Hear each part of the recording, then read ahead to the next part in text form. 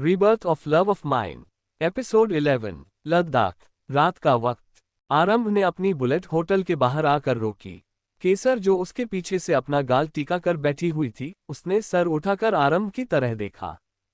आरंभ अभी कुछ बोलता कि उसका फोन बजा। उसने अपने फोन की तरफ देखा जहां मल्हार नाम फ्लैश हो रहा था। केसर अपनी पलक के झुकाकर धीरे से बोली, हम आपका इंतजार कर रहे हैं, जल्दी आएंगे। बोलते हुए वो बुलेट से उतरकर होटल के अंदर चली गई। आरंभ उसे तब तक देखता रहा जब तक वो होटल के अंदर नहीं चली गई। उसके जाते ही वो हल्का सा मुस्कुराया और ऊपर आसमान की तरफ देखते हुए बोला, यू आर ओनली माइन हुकुमरानी सा। उद्धरण चिन्ह। ये कहते हुए उसके फेस पर एक एडोरेबल स्माइल आ गई। उसने अपने फोन की तरफ देखा जो अब भी बज रहा था। आरंभ ने कॉल पिक किया और वॉचमैन को बुलेट पार्क करने का इशारा करके वो होटल के अंदर की तरफ बढ़ गया। थोड़ी देर बाद वो अपने कमरे के बाहर खड़ा था। वो जैसा ही दरवाजा खोलकर अंदर गया कि आंखें हैरानी से बड़ी हो गई। Red and white scented candles की रोशनी और स्मेल पूरे कमरे में फैली हुई थी। कैंडल्स और चांद की रोशनी के अलावा कमरे में कोई भी लाइट नहीं जल रही थी। टेबल पर पानी के बाउल के अंदर कैंडल्स और गुलाब की पंखुड़ियां तैर रही थी। बेड के चारों तरफ कर्टन्स लगे हुए थे। फ्लोर पर भी रोज पेटल्स बिखरे हुए थे। आरंभ एकटक पूरे कमरे को देख रहा था। उसकी धड़कनें अभी भी तेज थी। उसने दरवाजा अंदर से बंद कर किया और गहरी सांस ली। उसने इधर उधर देखते हुए कहा, हुकुमरानी सा, कहाँ है आप? ये कहते हुए वो उसे ढूंढते हुए बालकनी में आ गया। उसे केसर कहीं भी नहीं दिखी। अब उसे बेचैनी होने लगी थी।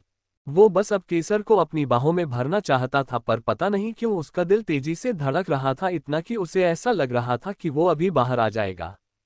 उसके सांसें भी उसके कंट्रोल से जा रही थी कि तभी उसे अपने पीछे किसी की प्रेजेंस फील हुई। अचानक उसके चेहरे पर हल्की सी मुस्कान आ गई। आरंभ ने बिना पीछे घूमे ही अपना एक हाथ बढ़ाया और केसर की कलाई को पकड़ते हुए उसे एक झटके से अपने सामने खींच लिया। उसके इस सडन मूव से केसर एक ही पल में उसकी आंखों के सामने आ गई। वही आरंभ की नजर केसर के चेहरे के ऊपर जम चुकी थी। केसर ने अपनी पलकें उठाई और आरंभ की आंखों में देखने लगी। उसने अपनी पलकें 2 से 3 बार झपकाई, तभी उसे अपने नर्म हाथों पर आरंभ के ठंडे हाथ महसूस हुए। आरंभ ने अपने हाथों में केसर के हाथों को इंटरविन किया और उसे ऊपर से नीचे देखने लगा। उसकी नज़र केसर के मासूम चेहरे से होते हुए उसकी सुराहीदार गर्दन पर गई, जहां उसके नाम का मंगलसूत्र केसर के बॉसम वैली के जस्ट ऊपर था। ये देख उसकी तेज सांसों की आवाज पूरे कमरे में गूंज गई। उसकी सांसें इतनी तेज थी कि केसर भी एक पल के लिए उसके चेहरे को देखने लगी, जो थोड़ा सा लाल हो चुका था। आरंभ ने अपनी नज़र नीचे करते हुए केसर की ड्रेस को देखा। केसर ने उसने रेड कलर का एक बॉडीकॉन ड्रेस पहना हुआ था जिसके स्ट्रैप्स थे, वी नेकलाइन और राइट साइड पर हाई थाई स्लिट थी। इस ड्रेस में उसकी फिगर कमल की लग रही थी। उसके परफेक्ट कर्व्स परफेक्टली शो हो रहे थे। उसे देखकर आरंभ की तो मानो सांसें ही अटक गई थी। उसे देखकर आरंभ का हाल बुरा था। उसका फोन जो उसने हाथ में पकड़ रखा था वो कब का गिर चुका था, पर मजाल है जो उसे एहसास हो इस बात का। उसे इस ड्रेस में देखकर आरंभ को अपने पूरे बॉडी में हीट फ्लो होता हुआ महसूस हो रहा था। उसका कंट्रोल लूज हो रहा था। उसने केसर को ऐसे देखने की उम्मीद नहीं की थी। केसर आरंभ के करीब गई और उसने अपने दोनों हाथ आरंभ के गले में डाल लिए और उसके सीने से लग गई। केसर के ऐसे अचानक गले लगने से आरंभ 2 कदम पीछे हो गया और केसर को बैलेंस करने के लिए उसकी कमर पर हाथ रख लिया। केसर की सैंडलवुड फ्रेग्रेंस उसके दिल को सुकून दे रही थी। अभी उसने अपनी आंखों को बंद करके केसर को स्मेल ही किया था कि उसके ऐसा करने से केसर की पूरी बॉडी सिहर गई। और उसने अपने हाथों को आरंभ की कोट पर कसते हुए धीरे से बोली, हुकुम सा। उद्धरण चिन्ह। केसर की सेंसुअल आवाज सुन आरंभ की आंखें अपने आप ही खुल गई और उसकी पूरी बॉडी गूसेबम्प्स से भर गई। वो अपने होश में आया और केसर से धीमे से अलग हुआ। उसकी आंखें केसर के चेहरे पर टिकी थी जो उसे ही देख रही थी। केसर अपनी पलक झपकते हुए धीरे से बोली, हमारे पास आपके लिए एक सरप्राइज है। बोलकर उसने गहरी सांस ली और अपने बालों को एक तरफ करके उसने अपनी ड्रेस की एक साइड की स्ट्रिप हल्का सा लूज किया। वही आरंभ बिना कुछ बोले केसर के चेहरे की तरफ देख रहा था। तभी अचानक उसकी नज़र केसर के कॉलर बोन से थोड़ी नीचे वाली जगह पर गई और वो एकदम से फ्रीज हो गया। केसर के कॉलर बोन के जस्ट नीचे एक टैटू था। इटैलिक कर्सिव में आरंभ लिखा हुआ था। ज्यादा बड़ा नहीं था, वो छोटा सा था लेकिन प्यारा लग रहा था। आरंभ बिना कुछ बोले चुपचाप केसर के उस टैटू की तरफ देख रहा था। आरंभ धीरे से बोला, ये। उसका सवाल सुन केसर ने एक बार अपने लोअर लिप को बाइट किया और फिर सर झुकाते हुए बोली, वो हम ये आपके लिए करना चाहते थे। उसकी बात सुन आरंभ एकदम से चुप हो गया और वो चुपचाप केसर की आंखों में देखने लगा। कुछ पल रुककर वो धीरे से बोला, दर्द हुआ होगा ना आपको। ये कहते हुए उसकी खुद की आंखों में दर्द दिखने लगा था। उसकी बीवी ने उसके लिए दर्द सहा, ये उसे बिल्कुल भी मंजूर नहीं था। केसर आरंभ के गले में अपनी बाहें डाली और मुस्कुराते हुए बोली, आपके आगे तो हमारा हर दर्द छोटा हो जाता है, ये तो कुछ भी नहीं है। आरंभ गहरी सांस लेकर बोला, हुकुम रानी सा, दिस इज नॉट राइट। हमें अच्छे से पता है कि टैटू मशीन से किस हद तक दर्द होता है। क्या जरूरी है करने की, आपको पता है ना हम आपको दर्द में नहीं देख सकते, फिर चाहे वह दर्द हमारे लिए ही क्यों ना हो। बोलते हुए उसकी आंखें एक नाराजगी थी और केसर के लिए फिक्र भी। केसर वैसे ही मुस्कुराते हुए बोली, पर हमने कहा ना कि आपके आगे हमारा हर दर्द छोटा है। हम बस आपको अपने प्यार का एहसास दिलाना चाहते थे, इसलिए बस ये किया और अब तो हमें दर्द भी नहीं हो रहा। आरंभ इस वक्त केसर की आंखों में अपने लिए हद से ज्यादा प्यार देख सकता था, ऐसा प्यार जो शायद उसने कभी सोचा नहीं था कि उसे मिलेगा, वो भी अपनी लाइफ पार्टनर से। आरंभ ने एक गहरी सांस ली और उसकी नज़र केसर की आंखों से होते हुए वापस उस टैटू की तरफ चली गई। आरंभ ने अपना सर झुकाया और उसने केसर के टैटू को अपने होठों से छू लिया। केसर ने कसकर अपनी आंखें बंद कर ली और उसने आरंभ के कंधों पर अपनी पकड़ मजबूत कर दी थी। आरंभ ने सिर उठाकर वापस केसर की तरफ देखा। केसर कुछ पल रुककर बोली, आप गुस्सा तो नहीं होना। मतलब हमें किसी चीज का डर नहीं लगता है, लेकिन आपके गुस्से से लगता है। बोलते हुए वो अपनी बड़ी बड़ी आंखों से आरंभ को देख रही थी। आरंभ उसके सर से अपना सिर जोड़कर बोला, हम गुस्सा नहीं है, अगर होते तो भी कुछ नहीं बदलने वाला था। ना तो आपका दर्द कम होता और ना वो तकलीफ जो आपने हमारे लिए सहा। केसर मुंह बनाते हुए बोली, आप ऐसा नहीं बोल सकते हुकुम सा। हम आपके लिए ये करना चाहते थे, आप हमारे लिए इतना कुछ करते हैं, क्या हम आपके लिए इतना भी नहीं कर सकते। आरंभ केसर के नाक पर किस करके बोला, आप कर सकती हैं। आप जो चाहे वो करना चाहते हैं, लेकिन खुद को तकलीफ देकर नहीं। प्यार करते हैं आपसे और आपको दर्द नहीं देखा जा सकते हैं हम।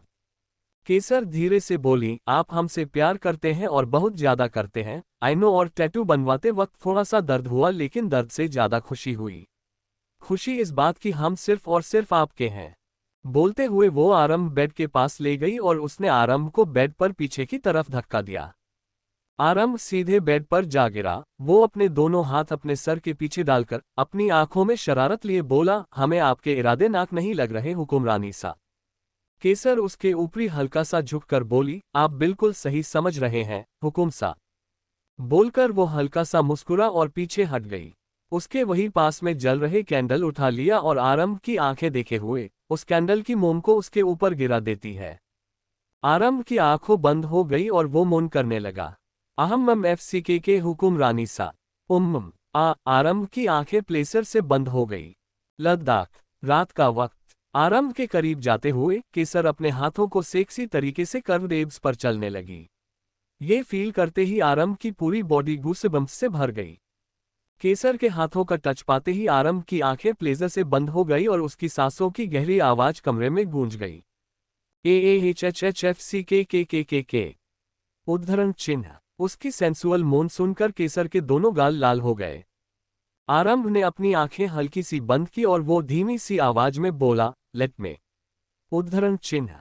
केसर उसके होठों पर उंगली रखकर उससे चुप करवाते हुए बोली, शुश, नॉट येट।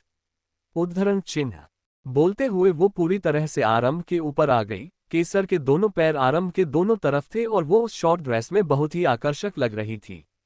आरंभ के हाथ केसर के बालों में फिसल रहे थे और वो एक अलग ही दुनिया में खोता जा रहा था, जहां सिर्फ वो और केसर थे।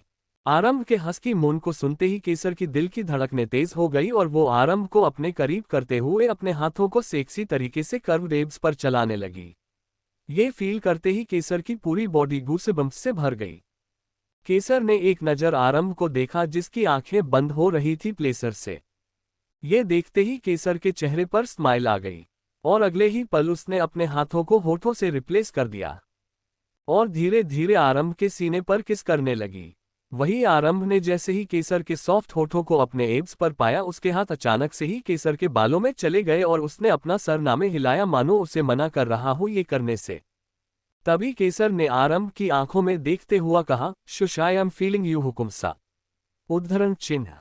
केसर ने दोबारा से अपने होठों को आरंभ के चेस्ट से लगाया और उसे धीरे धीरे लीक करने लगी। वही वो उसे धीरे धीरे लीक करने लगी। आरंभ की धीमी सिसकियां घिरे घिरे लीक साउंड के साथ कमरे में गूंजने लगी। ये सुनते ही केसर को अपना दिल जोरों से धड़कता हुआ महसूस हो रहा था। उसने धीरे से आरंभ के ब्राउन बड के पास आते हुए उसे अपने मुंह में भरा और धीरे धीरे सक करने लगी। के आरंभ के सेंसुअल मोन सुनकर केसर की सांसें हर पल भारी हो रही थी और उसे अपनी पैरों के बीच वेटनेस भी फील हो रही थी। केसर ने धीरे धीरे अपनी जीभ को आरंभ के एब्स पर स्क्रॉल करना शुरू कर दिया था और अगले ही पल उसके हाथ आरंभ के बॉटम पर जाकर रुक गए। उसने अपनी बॉडी को थोड़ा सा पीछे किया और अब उसके हाथ अक्षराज की डेनिम बटन के ऊपर थे। ये महसूस करते हैं आरंभ ने अपनी आंखें खोल दी और केसर को अपनी डार्क आंखों से देखने लगा। केसर ने एक सडक्टिव स्माइल पास करते हुए डेनिम के बटन को खोल दिया और अलगे ही पल आरंभ की डेनिम नीचे जामिन पर फेंकी हुई थी। केसर के हाथ अब आरंभ की इनर पैंट पर फिसल रहे थे। आरंभ ने अपनी आंखें बंद कर ली, अपनी गहरी सांस को कंट्रोल किया और कहा, डोंट टच लाइक दैट। उद्धरण चिन्ह। आरंभ की डीप मैनली वॉइस सुन केसर के दोनों गाल लाल हो गए और ब्लश उसके चेहरे पर पूरी तरह से बिखर चुका था। उसने अपने हल्के हाथों से आरंभ की इनर पैंट को नीचे स्क्रॉल करके निकल दिया। ये फील करते ही आरंभ ने अपनी आंख एक झटके से खोल दी और अगले ही पल केसर को वापस से पलट दिया। हुकुम रानी सा, ये नहीं करना था। आरंभ ने अपनी डार्क आंखों से केसर को देखा हुआ कहा। केसर अपने लोअर लिप्स को बाइट करते हुए बोली, क्यों? आपको डर है कि आप हमें चोट पहुंचा देंगे? बोलते हुए उसके अपने हाथ आरंभ के गले में लपेट दी और उसके चेहरे के करीब अपना चेहरा ले गई। आरंभ उसके होठों पर पिक करते हुए कहा, now I am not gonna to be gentle. Kesar ने बस अपने सर हाँ में हिला दिया। वो जानती थी कि आरंभ कभी उसे चोट नहीं पहुंचाएगा और ना ही वो कभी उसे रोकेगी। आरंभ के हाथ केसर के बॉडी को सहलाने लगे। उसने अपने होठ केसर के होठों के साथ जोड़ दिए और उसे डीपली स्मूच करने लगा। साथ ही उसके हाथ केसर के एक बॉसम को जोर से पकड़े हुए थे। वही उसका दूसरा हाथ केसर की कमर पर अपने हाथ सेंसुएटली घूम रहा था। केसर की पूरी बॉडी हीट से भर चुकी थी। उसने भी आरंभ के बालों में अपना हाथ फंसा लिया और उसे डीपली स्मूच करने लगी। आहा। उद्धरण चिन्ह। केसर की हल्की हल्की शिश्कियां पूरे कमरा में गूंज रही थी। वो खुद को पूरी तरह से कंट्रोल करने की कोशिश कर रही थी, पर आरंभ के इस एक्सट्रीम डिजायर को झेल पाना, वो भी बिना किसी आवाज के, ये पॉसिबल ही नहीं था। जब उसकी सांस उखाड़ने लगी तब का कर आरंभ केसर के अलग हुआ, उसके चेहरे को देखने लगा, जो सांस न मिलने की वजह से पूरा लाल हो गया था। उसके होंठ गिले थे। आरंभ वापस केसर के ऊपर आया और उसने केसर के होठों को अपने अंदर भर लिया। एक बार फिर से उनके होंठ आपस में उलझे हुए थे। आरंभ के हाथ केसर की बैक पर चल रहे थे और वो सेंसुअली केसर के होठों को लीक के साथ सक कर रहा था। फूके। उद्धरण चिन्ह। मौन करते हुए केसर ने आरंभ के बालों को अपनी मुट्ठी भर लिया और उसकी गहरी सांसों की आवाज कमरे में गूंजने लगी। कुछ पल बाद आरंभ केसर दूर हुआ और उसके चेहरे की तरफ देखा। वो लंबी लंबी सांसें लेते हुए उसके नीचे लेटी हुई थी। उसकी लिपस्टिक आरंभ के इतने किस करने के बाद अब लगभग जा चुकी थी। आरंभ की तपिश खुद पर महसूस करके केसर ने अपनी पलकें उठाए और आरंभ को देखा, जो उसे ही देख रहा था। उसके के बाल मेसी होकर उसके फहद से चिपके हुए थे। उसके होठों पर अभी भी केसर लगा हुआ था, जिससे उसके डार्क पिंक लिप्स चमक रहे थे। आरंभ धीमी सी आवाज में बोला, आपको ये ड्रेस नहीं पहननी चाहिए थी। उद्धरण चिन्ह। उसकी आवाज इतनी गहरी थी कि केसर की रीढ़ की हड्डी तक सिहर गई। वो धीरे धीरे पीछे खिसकते हुए बोली, वो हाँ, हमने बस ऐसे ही पहनी थी। उसे पीछे खिसकते देख आरंभ फौरन उसके पैर को पकड़कर वापस आगे खींचता है और उसके ऊपर झुकते हुए बेहद सडक्टिव वॉइस में बोला, you know I am losing it, now trust me, I will make sure that you regret your decision of wearing this dress. ये सुनते ही उसकी धड़कनें तेज हो गई और उसके अपने बॉडी में खून दौड़ता हुआ महसूस हुआ। केसर अपनी सांसों को संभालते हुए बोली, आपको ये पसंद नहीं आए। आरंभ अपने हाथ उसकी थाई पर होते हुए ऊपर की तरफ ले जाते हुए बोला, no baby, You look hot in this dress but you have awakened the inner demon inside me. उद्धरण चिन्ह। अब आपके शरीर के हर हिस्से में हमारे प्यार की मोहर लगेगी। उद्धरण चिन्ह। ये कहते हुए उसने अपने होंठ उसकी गर्दन पर रखकर उसे चूमने लगा। इस बार वो और ज्यादा रफ था। वही उसका दूसरा हाथ केसर की पीठ पर उसकी डोरियां खोलने में बिजी था। उसका एक एक एक्शन केसर को पागल बन रहा था। प्रेगनेंसी की वजह से उसकी नीड्स बढ़ चुकी थी। वही आरंभ अब तक उसकी ड्रेस की डोरियां खोल चुका था और यह करते ही उसकी ड्रेस उसके कंधों से फिसलते हुए नीचे आ जाती है। आह, प्लीज, आई नीड यू। केसर की पूरी बॉडी आरंभ को अंदर तक महसूस करने के लिए तड़प रही थी। आरंभ ने अपने सिर को ऊपर उठाया और केसर के चेहरे को एक नजर देखा और अपना चेहरा उसके कान के पास ले जाकर कर्कश आवाज में बोला, सॉरी हुकुम रानी सा, but now it's too late. आज के बाद आप ये ड्रेस कभी नहीं पहन पाएगी और जानती हैं क्यों? क्योंकि हम इस ड्रेस को कभी पहनने लायक ही नहीं छोड़गे। उद्धरण चिन्ह। ये कहते हुए उसने उसकी वो ड्रेस एक झटके में फाड़ दी। आरंभ केसर को अपने और करीब करते हुए बोला, नाउ फोकस ऑन मी। उद्धरण चिन्ह। बोलकर वो उसके सीने पर किस करने लगा था। केसर के मुंह से एक हल्की सी आह निकली। उसकी सांसें भारी हो गई हैं और उसकी बॉडी गूसबम्स से भर गई। आरंभ के होठों उसके दोनों $USD के बीच में थे और वो वहां वेट किसेस कर रहा था। आरंभ का एक हाथ उसके एक बॉसम पर था और दूसरे हाथ से वो केसर की कमर को सहलाए जा रहा था। हुकुम सा। केसर की आंखें बंद हो रही थी आरंभ के इस सेंशुअल टॉर्चर की वजह से कि तभी आरंभ ने धीमे धीमे बाइट करने की कोशिश की। ये फील करते ही केसर के हाथ आरंभ के बालों में कस गए और उसकी आंखों के कोनों में आंसू भर गए। आह, केसर की पूरी बॉडी आरंभ को अंदर तक महसूस करने के लिए तड़प रही थी। कुछ ही पलों में दोनों के कपड़े उनके बदन से दूर फर्श पर गिर चुके थे। आरंभ ने अपने हाथों से केसर की इनर थाइस को पकड़ा और उसे थोड़ा ऊपर करते हुए उसके लोअर पार्ट पर लिक करने लगा। केसर की बैक अपने आप ही सेंसेशंस की वजह से उठी। उसके हाथ आरंभ के बालों में एक बार फिर से चले गए। आरंभ ने अपने सिर को ऊपर उठाया और केसर के चेहरे को एक नजर देखा और फिर खुद की बॉडी को सेट करते हुए अपने लोअर पार्ट को उसकी बॉडी में धीरे धीरे इंसर्ट करने लगा। केसर ने अपने नाखून आरंभ के कंधों में धंसाने शुरू कर दिए थे। उसने अपने पैर एकदम से मुड़े उसके लिए। उसकी आंखें बंद थी। आरंभ एक बार फिर ऊपर आया और उसने अपने होठ केसर के होठों के साथ जोड़ दिए और उसे डीपली स्मूच करने लगा। साथ ही उसके हाथ केसर के एक बॉसम को जोर से पकड़े हुए थे। वही उसका दूसरा हाथ केसर की कमर पर अपने हाथ सेंसुएटली घूम रहा था। केसर की पूरी बॉडी हीट से भर चुकी थी। उसने भी आरंभ के बालों में अपना हाथ फंसा लिया और उसे डीपली स्मूच करने लगी। आरंभ ने किस तोड़ते हुए केसर के बॉसम की तरफ बढ़ गया और अपना मुंह उसके बॉसम पर रख वहां वेट किसेस के साथ सक और बाइट करने लगा, जिसे महसूस करते ही केसर की शिश्कियां कमरे में गूंजने लगी। वो केसर के एक बॉसम को जोर जोर से सक करते हुए उसने अपने मुंह में ले रखा था और दूसरे को अपने हाथ से प्रेस कर रहा था।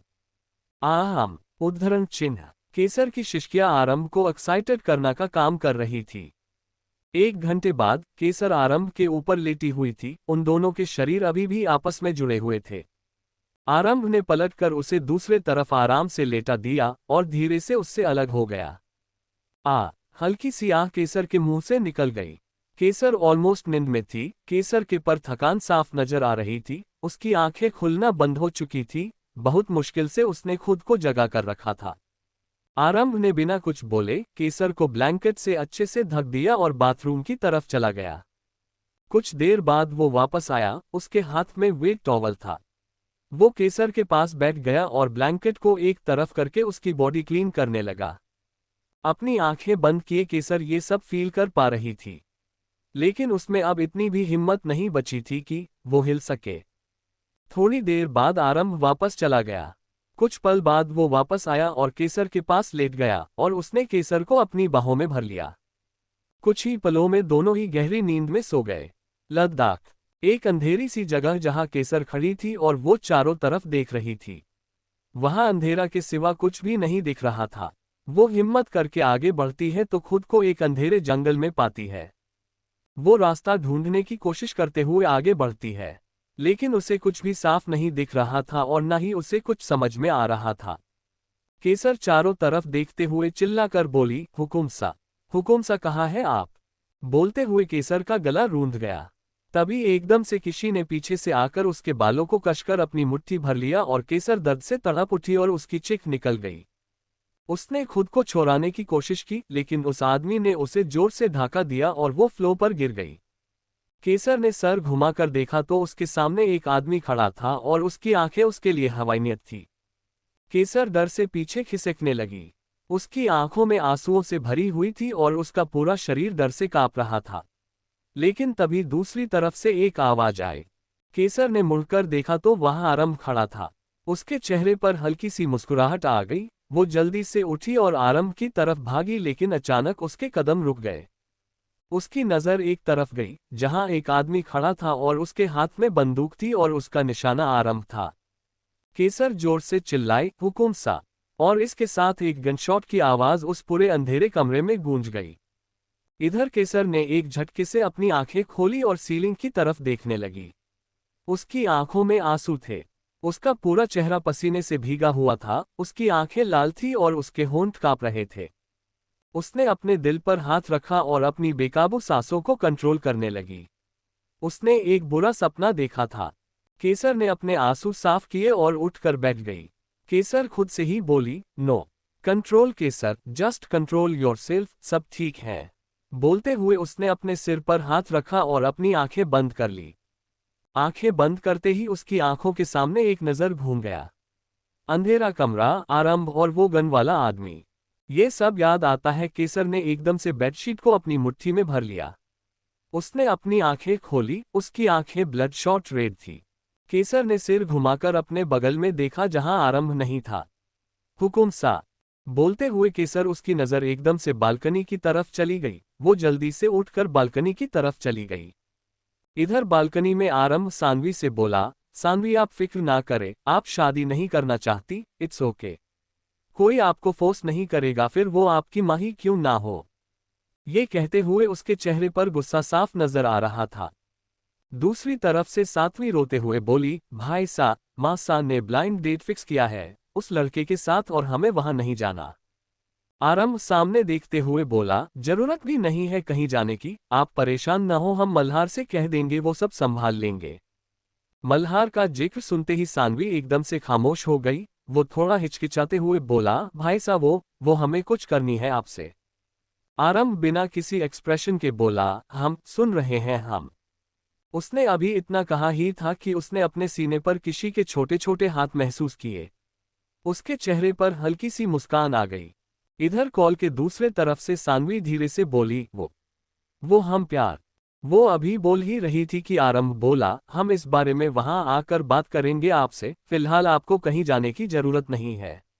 अपने कॉलेज और अपने सपने पर फोकस कीजिए और एक बात हमेशा याद रखिए, हम आपको एक वकील बना देखना चाहते हैं। अंडरस्टैंड। दूसरी तरफ से सानवी धीरे से बोली, अंडरस्टूड। बोलकर उसने कॉल कट कर दिया। इधर आरंभ ने केसर का हाथ पकड़कर उसे अपने सामने किया। केसर का पूरा चेहरा लाल हो रखा था। ये देखते ही आरंभ की आंखें डार्क हो गई। वही केसर एकदम से आरंभ के सीने से लग गई और अपनी पकड़ भी उस पर मजबूत कर ली। आरंभ ने अपना हाथ केसर की पीठ पर रख लिए। वो केसर के बालों को सहलाते हुए बोला, हुकुम रानी सा, क्या हुआ। केसर ने वैसे ही अपना सर ना हिला दिया। वो बस आरंभ के सीने से लगी रही। उसे ऐसे देख आरंभ का पेशेंस जवाब दे रहा था। आरंभ केसर के बालों को सहलाते हुए बोला, हुकुम रानी सा, लुक एट मी, हमारी तरफ देखिए, बताए क्या हुआ, आप ऐसे क्यों, आंखें भी लाल है आपकी। हुकुम सा, बोलकर कर उसने अपना छोटा सा सर उसके सीने से निकला और अपनी आंखें भरी आंखों से उसे देखने लगी। इस वक्त उसकी नीली आंखें हल्की हल्की लाल थी और उसके आंखों के किनारे आंसू लगे हुए थे। केसर के चेहरे की तरफ देखते ही आरंभ का दिल पिघल गया। आरंभ उसके गालों पर आए आंसू को अपने हाथों से साफ करते हुए बोला, बोलिए हुकुम रानी सा, क्या हुआ। केसर रुंधे गले से बोली, वो हमने एक बुरा सपना देखा, वो बहुत अजीब सा सपना था, इसलिए बस हम डर गए। बोलते हुए वो आरंभ की आंखों में देख रही थी। आरंभ का दिल ये सुनकर पिघल गया। वो केसर के चेहरे को अपने हाथों में भरकर बोला, हुकुम रानी सा, बस एक सपना था, कोई हकीकत नहीं। और वैसे भी प्रेगनेंसी में बुरे सपने आना बहुत आम बात है, ओके। आप फिक्र क्यों करती हैं, हम हैं ना आपके साथ। केसर अपनी बड़ी बड़ी आंखों से आरंभ की आंखों में देखते हुए मासूमियत से बोली, आप सच में रहेंगे ना, हमारे पास मतलब छोड़कर तो नहीं जाएंगे ना। आरंभ अपना सर केसर के सिर से जोड़कर बोला, शाक कर रही हैं आप। केसर जल्दी से बोली, नहीं, बिल्कुल भी नहीं। आरंभ केसर को उसकी कमर से पकड़कर उसे पूरी तरह से अपने शरीर से चिपकते हुए बोला, तो फिर भूल जाइए ये सब और बस हम पर फोकस कीजिए। हनीमून पर आए हैं, हमें अटेंशन चाहिए आपकी। ये सुनते ही केसर के चेहरे पर हल्की सी स्माइल आ गई।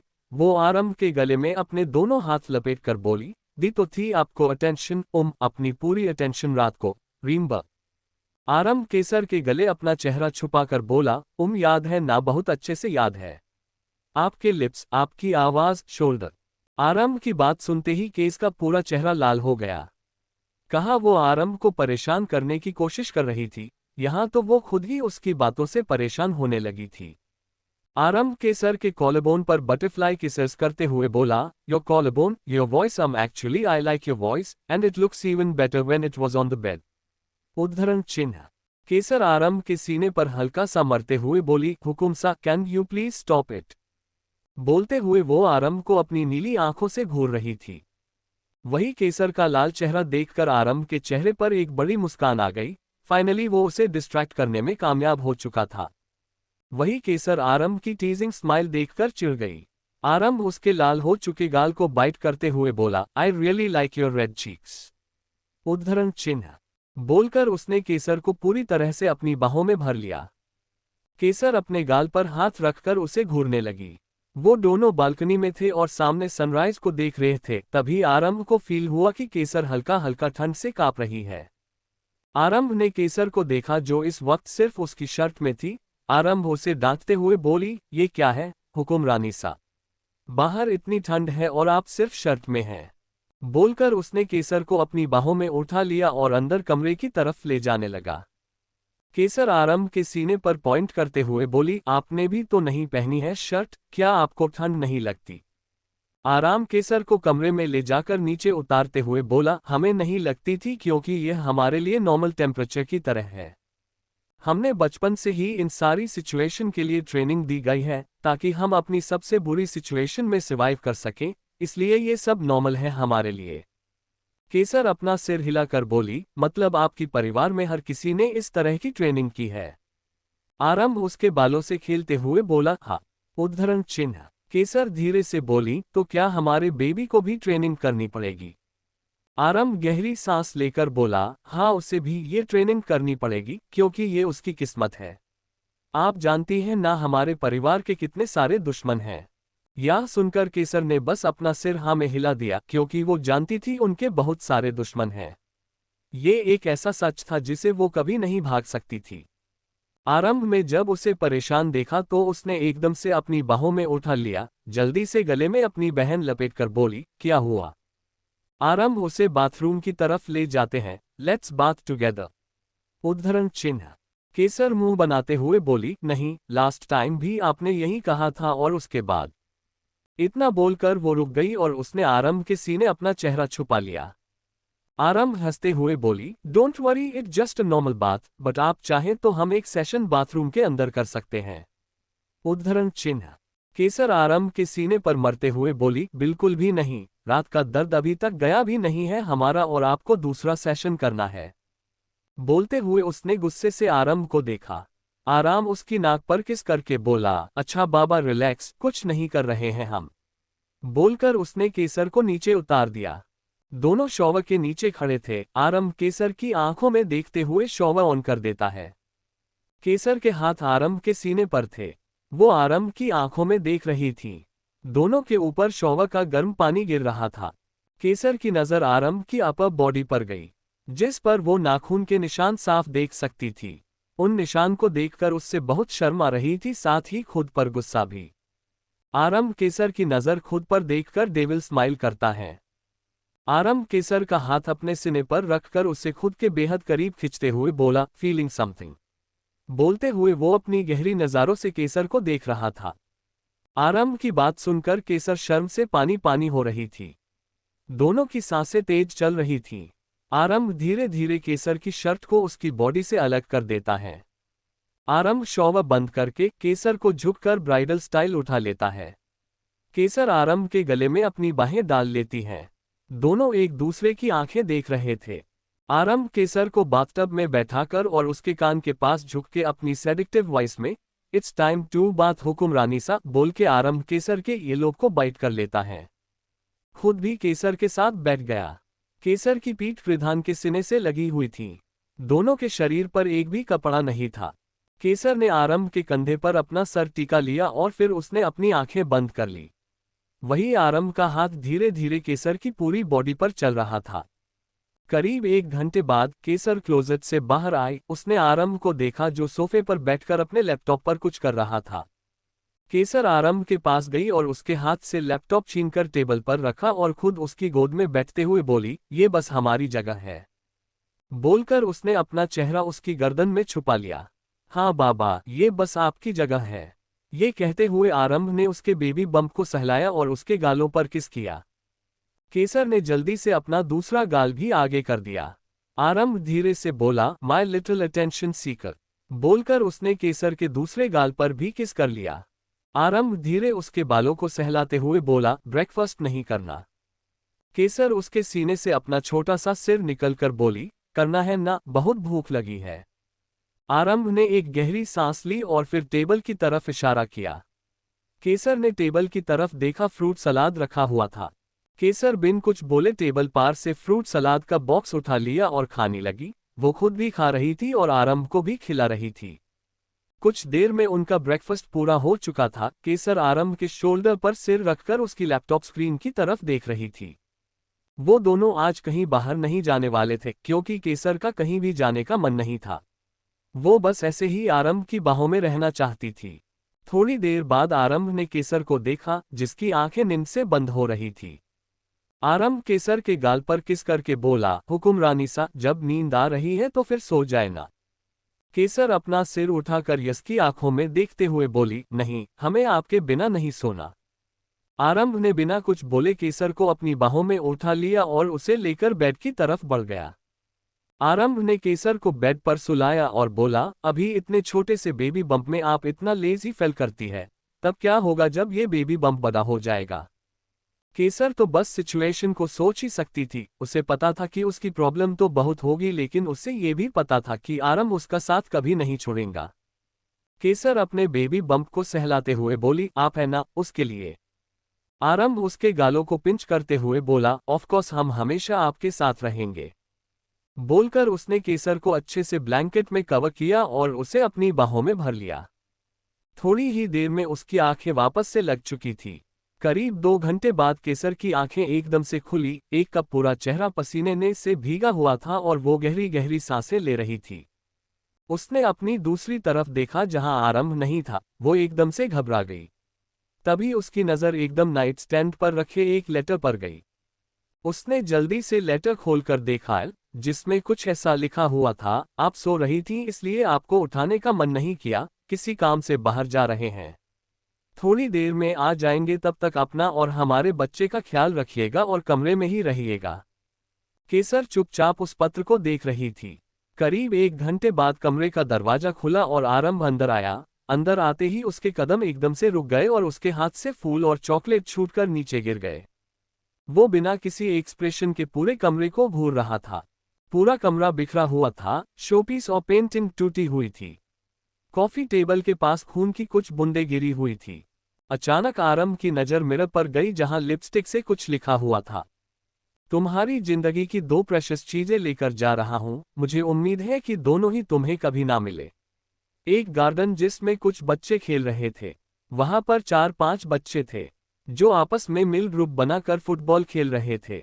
उन सब में एक लड़की थी जो बहुत छोटी थी और प्यारी भी। उसने व्हाइट कलर का फ्रॉक पहन रखा था और अपने लंबे बालों की उसने 2 छोटी बना रखी थी। वही एक औरत खड़ी थी और उस छोटी बच्ची को चीयर अप करते हुए बोली, कम ऑन शोना, आप बहुत अच्छा खेल रही हो।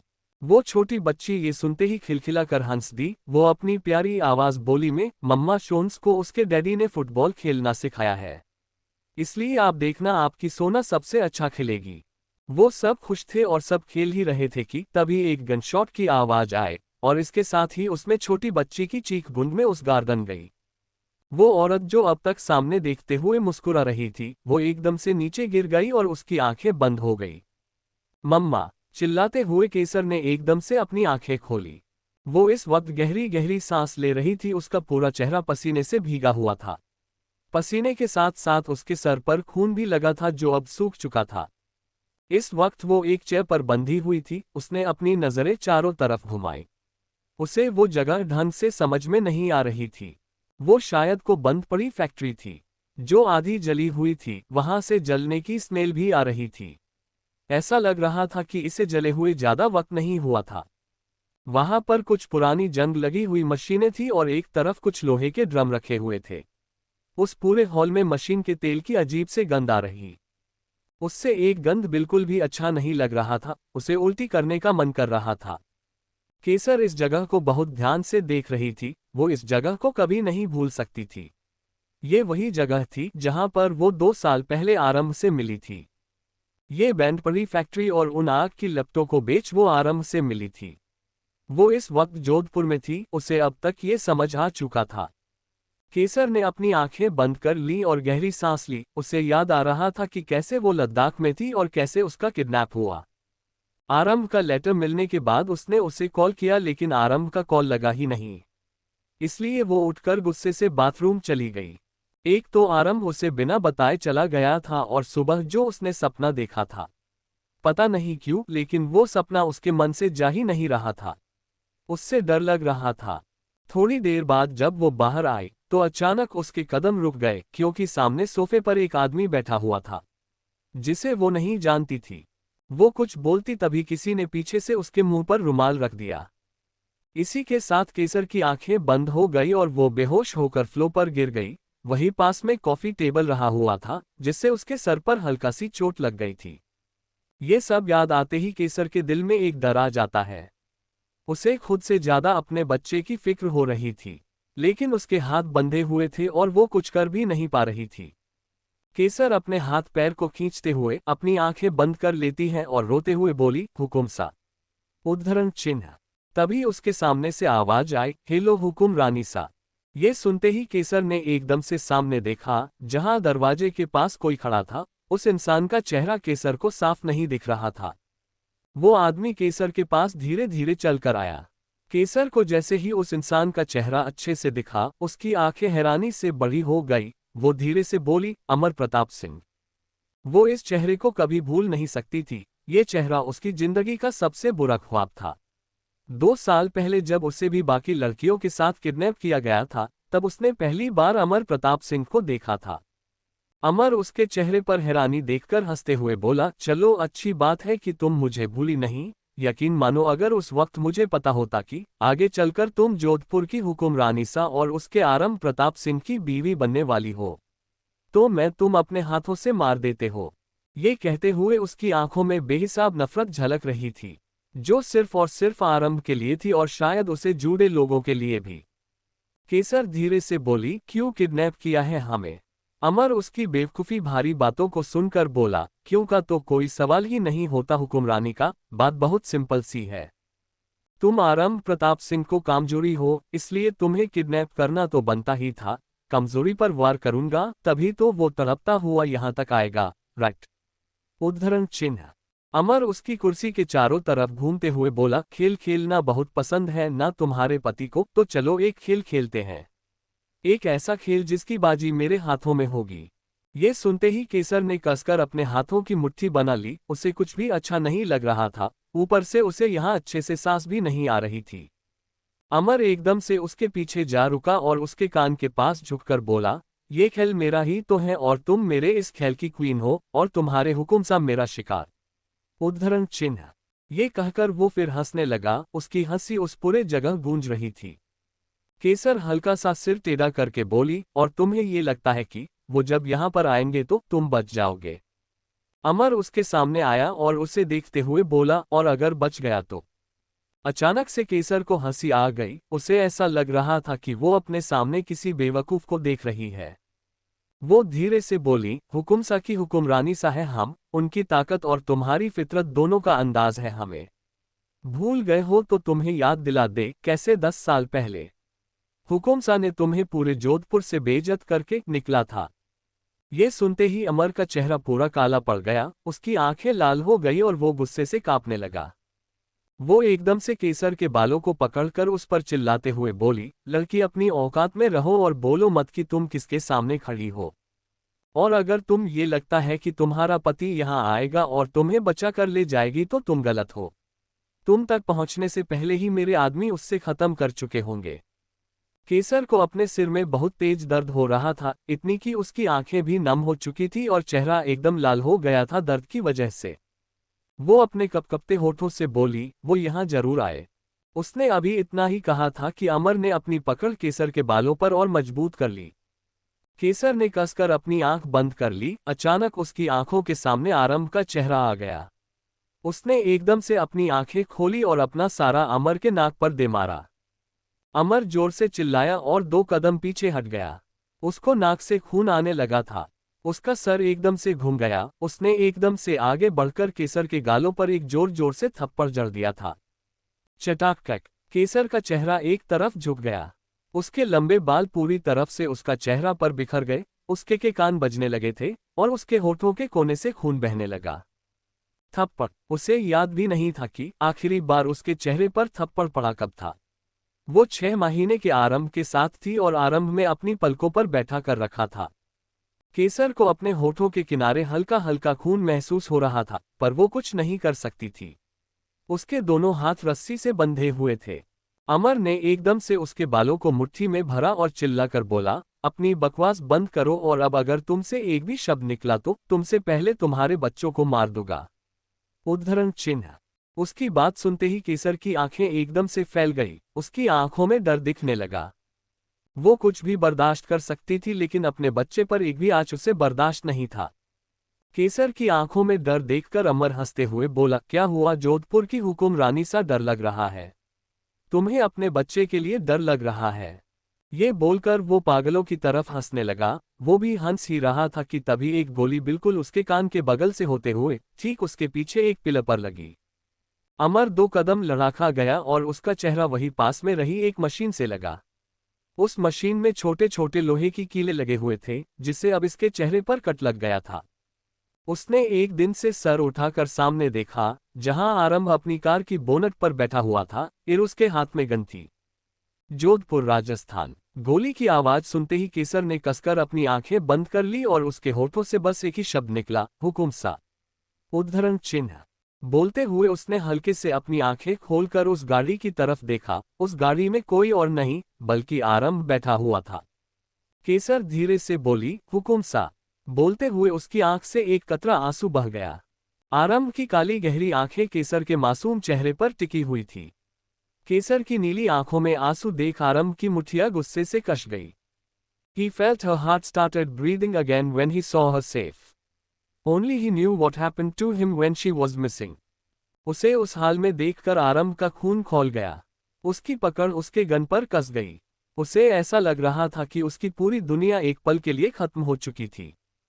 केसर का मासूम चेहरा थप्पड़ की वजह से सूज गया था। उसके होठों के किनारे खून लगा हुआ था, जो उसके गुस्से की ज्वालामुखी को भड़काने का काम कर रहा था। केसर आंसू भरी आंखों से आरंभ को देख रही थी। उसके होठ थरथरा रहे थे और आंखों में डर दिखाई दे रहा था। आरंभ चलकर केसर के पास आया और अपने हाथों से केसर के गालों को छुआ। केसर ने एकदम से आरंभ की शर्ट को मुट्ठी में भर लिया।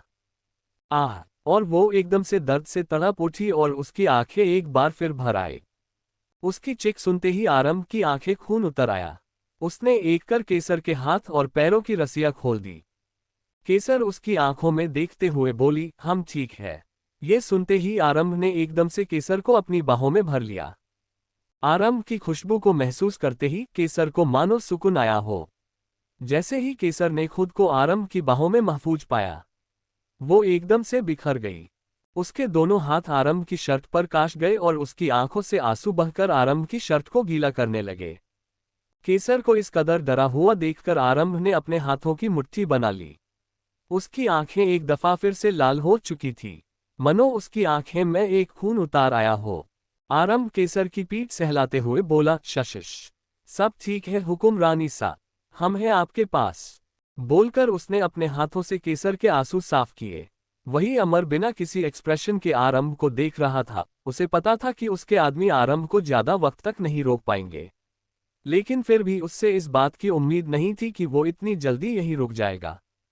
आरंभ तेज आवाज में बोला, बस बहुत हो गया, तू अब तक सिर्फ इसलिए बच रहा था क्योंकि उस इंसान तक पहुंचना था जो तेरा बॉस है, जिसके लिए तू काम करता है।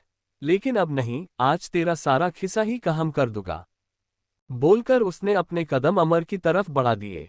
इधर अमर ने अपनी गन निकाल ली और आरंभ की तरफ पॉइंट कर दिया। आरंभ ने एकदम से उसके हाथ को पकड़ और उसे मोड़ दिया। अमर के हाथ से बंदूक छोड़कर नीचे गिर गई। ये सब आरंभ ने इतनी तेजी से किया था कि अमर को सोचने का वक्त ही नहीं मिला कि आखिर उसके साथ हुआ क्या। उद्धरण चिन्ह। आरंभ ने उसका हाथ इतनी जोर से मरोड़ा था कि उसकी कलाई टूट चुकी थी। आहे, उसकी पूरी चिक पूरे फैक्ट्री में गूंज गई। आरंभ अमर को घूरते हुए बोला, हिम्मत कैसे हुई हमारी बीवी को किडनैप करने की, उसकी आंखों आंसू लेन की, उस पर हाथ उठाने की। उद्धरण चिन्ह। बोलते हुए उसने अमर का हाथ और भी कसकर मरोड़ा और ये वही हाथ था जिससे उसने केसर को थप्पड़ मारा था।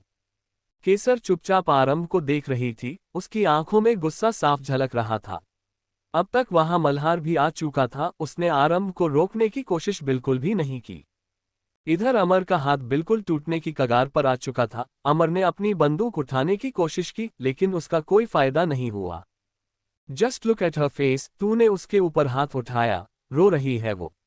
तूने उसके साथ साथ मेरे बच्चों को भी परेशान किया, and I will not leave you, डर रही है, और उसे इस हालत में देखकर हमारा दिल तड़प रहा है। बोलते हुए उसने एकदम से उसे छोड़ दिया। अमर संभल नहीं पाया और एकदम से नीचे जा गिरा। उसकी कलाई टूट चुकी थी, दर्द के मारे उसकी हालत खराब हो रही थी। हमारी बीवी को हाथ लगाने की तेरी हिम्मत कैसे हुई। उद्धरण चिन्ह। ये कहते हुए आरंभ ने अमर के पेट पर एक लात मारी है।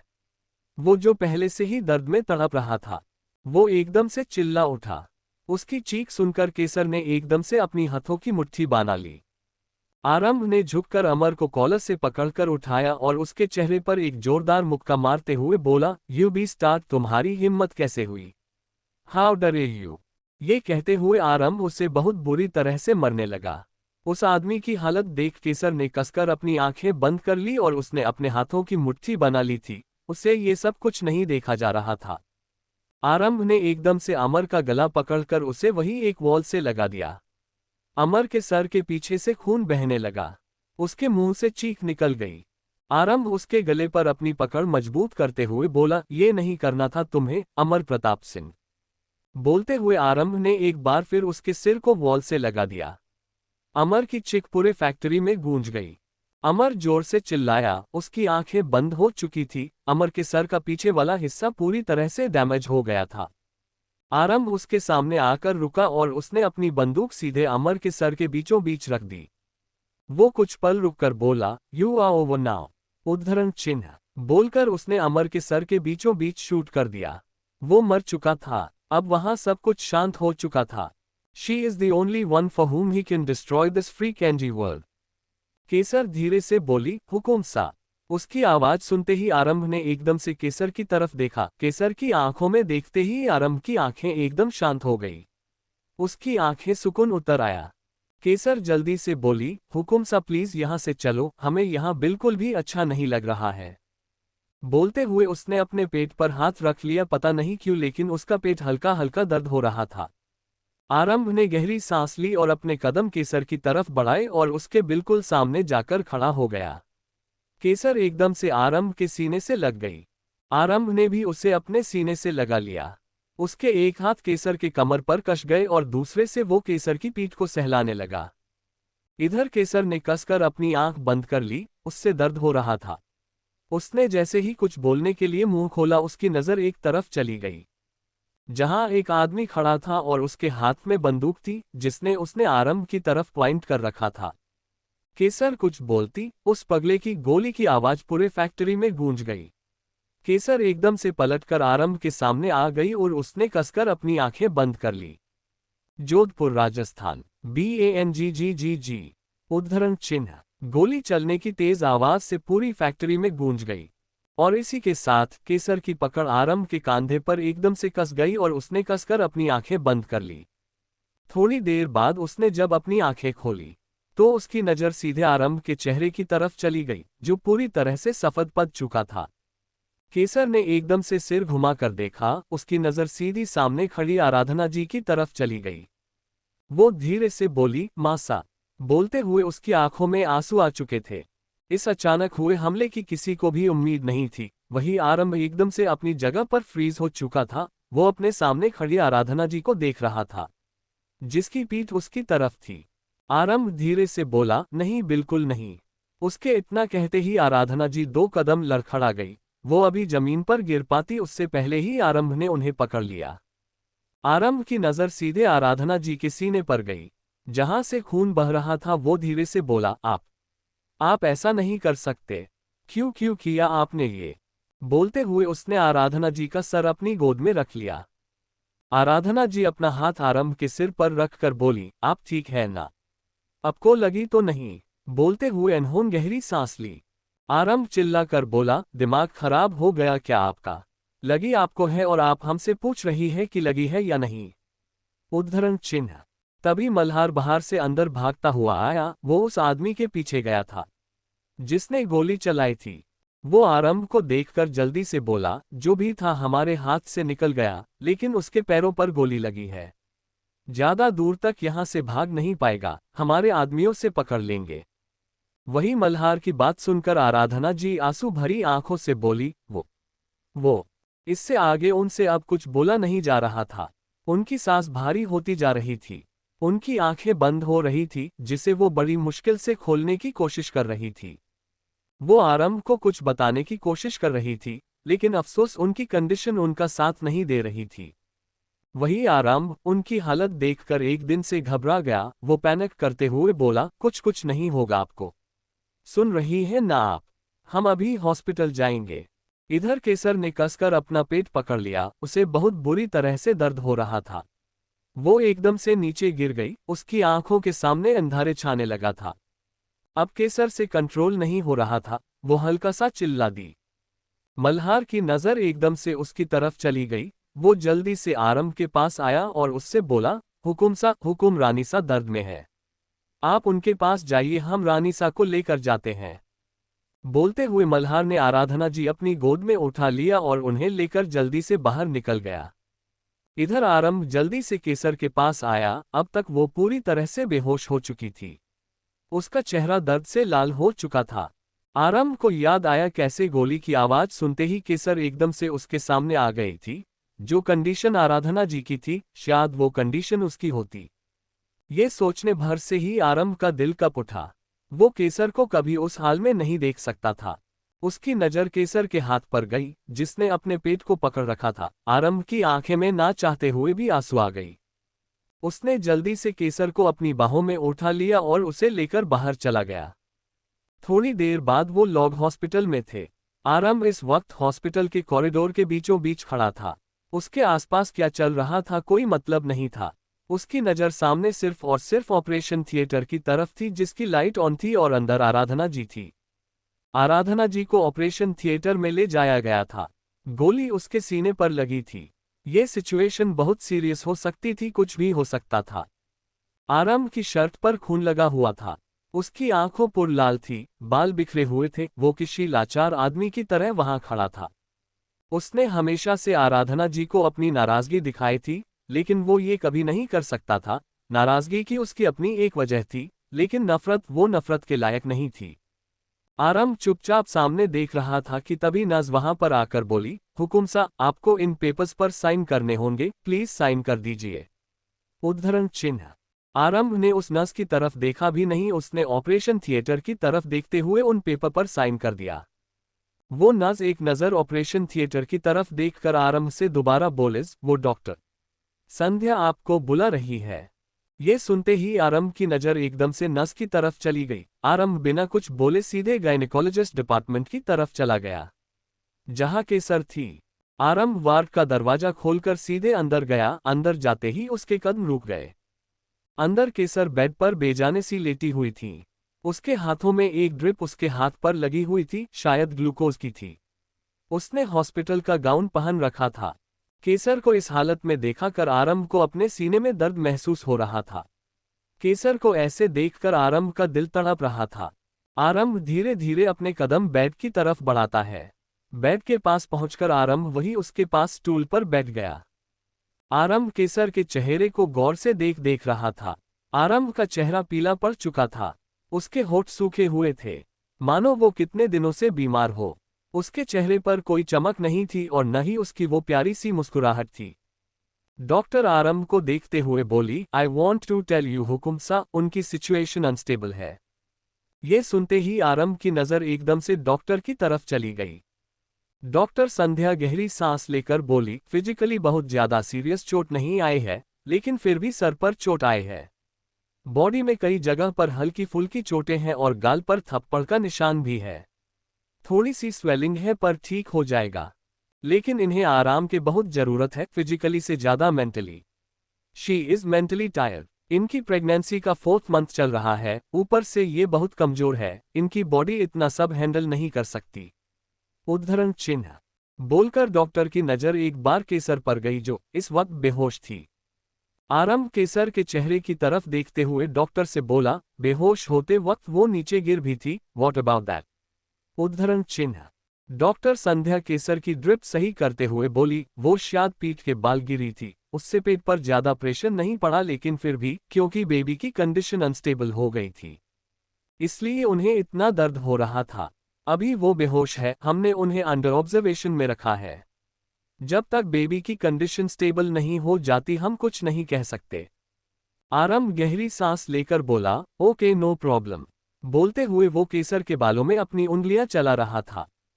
डॉक्टर संध्या वहां से चली गई। उनके जाने के बाद पूरे वार्ड में बिल्कुल शांति छा गई थी। वहीं आरंभ चुपचाप अपनी हल्की लाल आंखों से केसर के चेहरे की तरफ देख रहा था। इस वक्त उसके दिमाग में क्या चल रहा था बता पाना मुश्किल था। तभी उसके फोन पर एक नोटिफिकेशन आया। आरंभ ने एक नजर अपने फोन की तरफ देखा। वो उठा और केसर के फोरहेड पर किस करके बोला, आई नीड योर हुक्म रानी सा, I need you very badly please. उद्धरण चिन्ह बोलते हुए उसकी नजर केसर के पेट की तरफ चली गई। वो केसर के पेट पर किस करके बोला, सॉरी बच्चा, डैड आपको और मम्मा प्रोटेक्ट भी नहीं कर पा रहे हैं, प्लीज आप स्ट्रॉन्ग रहना, डैड सब ठीक कर देंगे। आरंभ ने कुछ पल उसके चेहरे को देखा और वो तुरंत वहां से बाहर चला गया। आरंभ जल्दी से ऑपरेशन थिएटर के बाहर पहुंचा। मल्हार भी वही खड़ा था और उसका ही इंतजार कर रहा था। मल्हार ने एक नजर आरंभ को देखा और उसने अपना मुंह बंद कर लिया। आरंभ की कंडीशन इस वक्त कुछ खास अच्छी नहीं थी, इसलिए हमने अपना मुंह बंद रखना ही सही समझा। तभी ऑपरेशन थिएटर की लाइट्स ऑफ हुई और डॉक्टर बाहर आकर बोले, खतरे से बाहर है। लकीली गोली अपने निशाने पर नहीं लगी, उन्हें कल सुबह तक होश में आ जाएगा, बोलकर डॉक्टर वहां से चले गए। थोड़ी देर बाद उन्हें आईसीयू में शिफ्ट कर दिया गया था। आरंभ ग्लास विंडो से अंदर देख रहा था, लेकिन अंदर जाने की हिम्मत उससे नहीं हो रही थी। आरंभ की हिम्मत जवाब दे चुकी थी, वो नहीं जा पा रहा था अंदर। शायद कुछ ऐसा था जो उसे रोक रहा था। वो अपने कदम पीछे ले रहा था। अचानक वो किसी से टकरा गया। उसने एकदम पीछे पलट कर देखा जहां आदित्य जी खड़े थे। रात का वक्त, एक आदमी सोफे पर आराम से बैठा हुआ था। उसके हाथ में रेड वाइन का ग्लास था और दूसरे हाथ में आईपैड था, जिस पर केसर और आरंभ की एक तस्वीर थी। वह आदमी वाइन का सिर्फ लेते हुए बोला, आरंभ प्रताप सिंह उर्फ हुकुम सा, कभी सोचा नहीं था कि बाप के साथ सुरी की गाय जन्म बेटे पर आकर खत्म होगी। बोलते हुए उसकी नजर केसर के चेहरे की तरफ चली गई, जो मुस्कुराते हुए आरंभ को देख रही थी। वो आदमी धीरे से बोली, उफ़, वही मासूमियत, वही नीली आंखें, वही मुस्कुराहट और वही सुकून, बिल्कुल अपनी मां पर गई हो। बोलकर वो अजीब तरह से मुस्कुराया और वाइन का गिलास अपने होठों से लगाकर एक ही बार में खत्म कर दिया। वो आदमी अपने सामने दीवार पर लगी एक पेंटिंग को देखते हुए बोला, अधिराज सिसोदिया, पहले तुमने मुझे मेरा प्यार, मेरी त्रिशा को छीना और अब मैं तुम्हारी जान से भी ज्यादा प्यारी बेटी, तुम्हारी रूहानी से उसका प्यार छीनूंगा। उसके बाद तुम्हारी ही आंखों के सामने तुम्हारी बेटी की सांस भी छीनूंगा। उद्धरण चिन्ह बोलते हुए वो आईपैड फ्लो पर पटाख देता है। वो आदमी सोफे से उठाकर उस पेंटिंग के पास गया। वो एक ग्रुप फोटो की जिसमें करीब 6 लोग, 3 लड़का और 3 लड़की। वो तस्वीर शायद किसी ट्रिप की थी। उसमें आदित्य जी, सुवर्णा, त्रिशा, अधिराज, धीरज और आराधना थे। वो उनके कॉलेज की ट्रिप की तस्वीर थी। वो आदमी जो तस्वीर के सामने खड़ा था वो कोई नहीं बल्कि धीरज था। Dheeraj Mahajan, head of human trafficking community. Dheeraj Aradhana ji के चेहरे की तरफ देखते हुए बोला, ब्लडी इमोशनल फूल, सिर्फ और सिर्फ तुम्हारी वजह से मैं मेरी त्रिशा से बहुत दूर हुआ था। अगर तुमने मेरा प्लान बर्बाद न किया होता तो आज मेरी त्रिशा मेरे पास होती, न कि मुझे अपने हाथों से मारना पड़ता। बोलते हुए उसकी आंखों में गुस्सा साफ दिख रहा था। धीरज तस्वीर ने उन सबको घूरते हुए बोला, सिर्फ तुम लोगों की वजह से मैंने बहुत कुछ खोया है, अब तुम्हारी बारी। I hate you all. I hate all of you from bottom of my heart. वहीं दूसरी तरफ हॉस्पिटल के एक खली कॉरिडोर में आरंभ दीवार से टिककर खड़ा था। उसकी आंखें बंद थीं और वो खाए खोया हुआ था। आदित्य जी आरंभ को एक नज़र देखकर गहरी सांस लेते हुए बोले, द सनशाइन कॉलेज। सबकी शुरुआत वहीं से हुई थी। वो कॉलेज हम सब के पास लाया और आज इस मुकाम पर भी ले आया। वो जगह जहां से सब शुरू हुआ था, वो एक इंटरनेशनल कॉलेज था, इसलिए वहां हर स्ट्रीम से स्टूडेंट्स पढ़ते थे। हम, अधिराज और धीरज बिजनेस मैनेजमेंट कर रहे थे। उद्धरण चिन्ह। स्वर्ण और सौंदर्य फैशन फील्ड में थी और आराधना मेडिकल फील्ड में थी। वो गायनेकोलॉजिस्ट की स्टडी कर रही थी। That was our last year. बोलते हुए आदित्य जी कहीं खो गए। Flashback. The Sunshine College. College के कैंटीन में आदित्य जी, धीरज और अधिराज जी बैठे थे और कॉफी को एंजॉय करते हुए वो लोग अपनी फ्यूचर प्लानिंग पर डिस्कस कर रहे थे। धीरज अपनी कॉफी का एक सीप लेते हुए बोला, माय गॉड, तुम दोनों ने तो पूरी प्लानिंग कर रखी है। हम भाई, अब तुम दोनों रॉयल फैमिली से हो, तुम्हें कहाँ बिजनेस और इन्वेस्टमेंट की फिक्र होगी। उद्धरण चिन्ह। लेकिन मैं तो एक मिडिल क्लास फैमिली से हूं ना, मुश्किल से तो कॉलेज की फीस जुटा पाता हूं, और जब कॉलेज खत्म होता तो बिजनेस और इन्वेस्टमेंट के बारे में सोचना पड़ेगा। उद्धरण चिन्ह। आदित्य जी आंखें करते हुए बोले, ये कोई बात नहीं हुई धीरज, फैमिली बिजनेस है हमारा, लेकिन उसके साथ साथ हमारी जिम्मेदारियां भी बड़ी हैं। स्टेटस चाहे रॉयल फैमिली को हो या एक मिडिल क्लास फैमिली से, मेहनत सबको एक जैसी करनी पड़ती है। धीरज अपने दोनों हाथ ऊपर करके बोला, अरे यार, मैं तो बस मजाक कर रहा था, तू तो सीरियस हो गया। अधिराज जी दोनों को देखकर बोले, क्या यार, आप दोनों भी ना छोटी छोटी बातों पर सीरियस हो जाते हो। वेल, आज ये लड़कियां कहाँ रह गई, कोई दिख क्यों नहीं रहा है, सुबह से गायब हैं। आदि आपको तो पता होगा। आदित्य जी अपनी भौहें चढ़ाते हुए बोले, हमने क्या पता होगा। आदित्य जी आई रोल करते हुए बोले, क्योंकि स्वर्णा आपकी गर्लफ्रेंड है। आदित्य जी कुछ बोलते हैं कि तभी किसी ने एकदम से उनकी आंखों को अपनी हथेलियों से ढक दिया। आदित्य जी के चेहरे पर हल्की सी मुस्कुराहट आ गई। वो धीरे से बोले, स्वर्णा। स्वर्णा आदित्य जी के बगल वाली कुर्सी पर बैठकर बोली, क्या आदि, आप ना हमें हर बार पहचान लेते हैं। आदित्य जी स्वर्णा का हाथ अपने हाथ में लेकर बोले, और हम आपको क्यों नहीं पहचानेंगे, भला फूल कभी अपनी खुशबू से दूर रह सकता है क्या। बोलकर कर उसने स्वर्णा के हाथ पर किस कर लिया। अधिराज जी अपना गला साफ करते हुए बोले, बस करो दोनों, कैंटीन में हो यार, थोड़ी शर्म करो। आदित्य जी अपनी भौहें चढ़ाते हुए बोले, शर्मा करने का ठेका हमने नहीं ले रखा है, इसलिए चुप ही रह। धीरज उन दोनों की बातों को पूरी तरह से इग्नोर करते हुए स्वर्णा से बोला, स्वर्णा, त्रिशा कहाँ है। मेरा मतलब है त्रिशा और आराधना कहाँ है। स्वर्ण अपने सर पर हाथ रखकर बोली, आप लोगों के चक्कर में हम सारी बातें भूल जाते हैं। वेल, आराधना और त्रिशा म्यूजिक रूम में प्रैक्टिस कर रही हैं और हम यहाँ पर आप लोगों को बुलाने आए थे हमारे साथ प्रैक्टिस करने के लिए, लेट्स गो। उद्धरण चिन्ह। थोड़ी देर बाद वो चारों म्यूजिक रूम में पहुंचे, जहां सिर्फ अंधेरा था। तभी एक स्पॉटलाइट सेंटर में जली, जहां पर त्रिशा खड़ी थी। त्रिशा को देखते ही अधिराज जी के चेहरे पर हल्की सी मुस्कान आ गई, लेकिन वहां कोई और भी था जिसकी आंखें भी त्रिशा को देखते ही चमक सी गई। वो कोई और नहीं, धीरज था, जो त्रिशा को पसंद करता था, लेकिन उसने आज तक इस बात को कन्फ्यूज नहीं किया था। वही अधिराज जी त्रिशा की तरफ देखते हुए बोली, राज, तुम्हें याद है, बिल्कुल आज ही के दिन 3 साल पहले हम इस कॉलेज में मिले थे। यू नो वॉट, प्यार में विश्वास तो था, पर यह नहीं पता था कि किसी से इस हद तक प्यार हो जाएगा कि उसके बिना जीने का सोचना भी सजा बन जाएगा। राज, I want to spend not only this last year with you but my entire life। बोलकर त्रिशा एक घुटने के बल जमीन पर बैठ गई। वही अधिराज जी हैरानी से त्रिशा को देख रहे थे। त्रिशा अधिराज जी को देखते हुए बोली, so mister Adhiraj Sisodia, will you marry me? बोलकर त्रिशा एक रिंग का बॉक्स आगे कर देती हैं। अधिराज जी मुस्कुराते हुए बोले, yes of course I will. बोलकर अधिराज जी त्रिशा को खड़ा करते हैं। त्रिशा अधिराज जी को पहनाती है और अधिराज जी त्रिशा को अपनी बाहों में भर लेते हैं। फ्लैशबैक एंड आदित्य जी मुस्कुराते हुए बोले, everything was perfect. Last year खत्म होने के बाद हमने और स्वेरना ने शादी कर ली। शादी के 2 सालों के बाद आप हमारी जिंदगी में आए। बोलते हुए आदित्य जी ने आरंभ की तरफ देखा, जो इस वक्त हद से ज्यादा शांत नजर आ रहा था, लेकिन वो ये बात भी अच्छे से जानता था कि ये शांति बस तूफान के आने से पहले की शांति थी।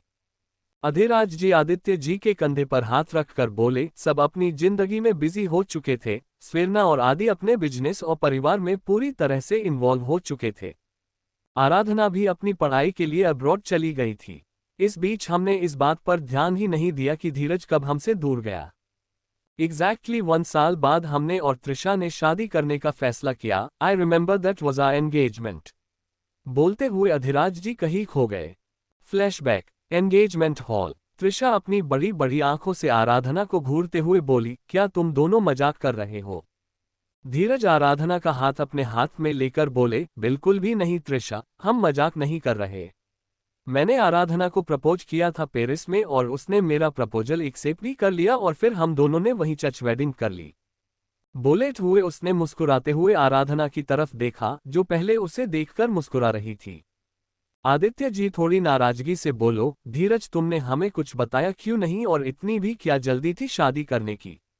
वही स्वेरना को ये शादी कुछ ठीक नहीं लग रही थी, लेकिन वो जानती थी कि आराधना धीरज को पसंद आती है। लेकिन अचानक से शादी कर लेना उससे भी कुछ अच्छा नहीं लग रहा था। पता नहीं क्यों, लेकिन उसकी शुरुआत से ही धीरज पसंद नहीं था। फ्लैशबैक अधिराज जी गहरी सांस लेकर बोले, शादी हो गई थी, सब खुश थे अपनी अपनी जिंदगी में, लेकिन फिर भी कुछ अच्छा नहीं हो रहा था। हमारी और त्रिशा की शादी लगभग 6 साल हो गई थी, लेकिन त्रिशा कंसर्व नहीं कर पाई थी। ये सुनते ही आरंभ ने एकदम से सर उठाकर अधिराज जी की तरफ देखा। अधिराज जी धीरे से बोले, ना जाने कितने ही डॉक्टर को दिखाएं, लेकिन कोई फायदा नहीं हुआ। ना तो तुषा को कोई प्रॉब्लम थी और ना ही मुझे समझ नहीं आ रहा था कि आखिर हो क्या रहा है हमारे साथ। इन्हें सब चीजों का असर धीरे धीरे त्रिशा मेंटल हेल्थ पर भी पड़ने लगा था। वो डिप्रेशन में जा रही थी। खुश रखने के लिए हमने एक रियूनियन प्लान किया, कहा हम सब मिलने वाले थे, सिवाय धीरज के, क्योंकि वो उस वक्त देश से बाहर गया हुआ था। थोड़ा ही सही, लेकिन सबसे मिलने के बाद त्रिशा का मूड काफी अच्छा हो गया था, खासकर आपसे मिलने के बाद। बोलते हुए उनको आरंभ की तरफ देखा। अधिराज जी डीप सांस लेकर बोले, पता नहीं अचानक से ऐसा क्या हुआ, लेकिन त्रिशा की तबीयत खराब हो गई। आराधना डॉक्टर थी, उसके त्रिशा को एग्जामिनेशन किया और उसके कुछ टेस्ट किए। टेस्ट के खराब रिजल्ट सामने आया। वो बहुत ही ज्यादा शॉकिंग था हमारे लिए। पिछले 6 साल से त्रिशा को एक दवा दी जा रही थी, जिस वजह से वो कंसीव नहीं कर पा रही थी। हमारा सबसे पहला शक उस डॉक्टर के पास गया जो त्रिशा का इलाज कर रही थी। जब तक हम उस डॉक्टर के पास पहुंच गए तब तक बहुत देर हो चुकी थी। जब तक हम उस डॉक्टर के पास पहुंचे तब तक उस डॉक्टर का मर्डर हो चुका था। बहुत कोशिश की ये पता लगाने की सब किसने किया, लेकिन कोई फायदा नहीं हुआ। इन सब में त्रिशा की काफी हालात खराब हो चुकी थी। उसके पास बस में एक ही मौका था कंसीव करने का। ऐसे ही 6 महीने बीत गए। उद्धरण चिन्ह। बोलते हुए वो कहीं खो गए। फ्लैशबैक त्रिशा इस वक्त हॉस्पिटल बेड पर लेटी थी। आराधना त्रिशा का चेकअप कर रही थी। त्रिशा परेशानी से बोली, what happen Aradhana? Aradhana reports देखते हुए बोली, congrats Trisha, you are pregnant. Trisha हैरानी और खुशी से बोली, आर यू श्योर आराधना? मतलब क्या मैं सच में? आराधना मुस्कुराते हुए बोली, मैं झूठ क्यों बोलूंगी त्रिशा, आई एम 100% श्योर। आराधना की बात सुन त्रिशा के फेस पर बड़ी सी स्माइल आ गई। सभी त्रिशा की प्रेगनेंसी की न्यूज सुनकर काफी खुश थे। फ्लैशबैक एंड आधार जी मुस्कुराकर बोले, और फिर हमारी जिंदगी में हमारी प्रिंसेस, हमारी रूहानी आए। उसके आते ही सब कुछ सही हो गया था। त्रिशा एकदम ठीक हो गई थी। उससे जो भी हेल्थ इश्यूज था वो सब ठीक हो गए थे। सब कुछ ठीक था हमारी जिंदगी में, लेकिन आराधना वो एकदम से खामोश हो गई थी। वो चुप चुप रहने लगी। यहाँ तक कि उसने हॉस्पिटल से भी रिजाइन दे दिया। हम मिलते जरूर थे लेकिन उसने खुलकर मुस्कुराना बंद कर दिया। वजह नहीं पता थी लेकिन हम जब भी उससे मिलते कहीं ना कहीं उसे चोट लगी हुई रहती थी। कभी सर पर, कभी हाथ पर, तो कभी पैर पर। कहीं कहीं तो गहरे निशान भी थे। उस वक्त आराधना ने बात को टाल दिया लेकिन स्वर्ण शायद वो सब कुछ समझ गई थी। Actually she is the victim of domestic violence. उद्धरण चिन्ह। ये सुनते ही आदित्य जी ने अपनी आंखें कसकर बंद कर ली। आखिर उन लोगों ने आराधना को इस हालत में देखा था। मल्हार हैरानी से बोला, हाउ कुड ही? मतलब वो धीरज महाजन रानीसा को डोमेस्टिकली अब्यूज करता था। ये सुनते ही आरंभ ने एकदम से अपने हाथों की मुट्ठी बना ली। आदित्य जी और अधिराज जी ने आरंभ की तरफ देखा जो एकटक जमीन को घूर रहा था। उसके हाथों की मुट्ठियां बनी हुई थी। आदित्य जी आरंभ के कंधे पर हाथ रखकर बोले, आरंभ। आदित्य जी की आवाज सुन आरंभ सर उठाकर आदित्य जी की तरफ देखा। आरंभ की आंखों को देखते ही आदित्य जी 2 कदम पीछे हट गए। आरंभ की आंखें ब्लडशॉट रेड थी। गुस्से में उसके जबड़े कसे हुए थे, जिसकी वजह से उसकी गर्दन की नसें दिख रही थीं। गुस्से की वजह से आरंभ का चेहरा लाल हो रहा था। Thank you for listening. मुझे उम्मीद है आपको यह स्टोरी पसंद आई होगी। अगर आपको पसंद आई है तो प्लीज़ लाइक और कमेंट करना ना भूलें और मोर स्टोरीज के लिए सब्सक्राइब करें। मिलते हैं नेक्स्ट वीडियो में।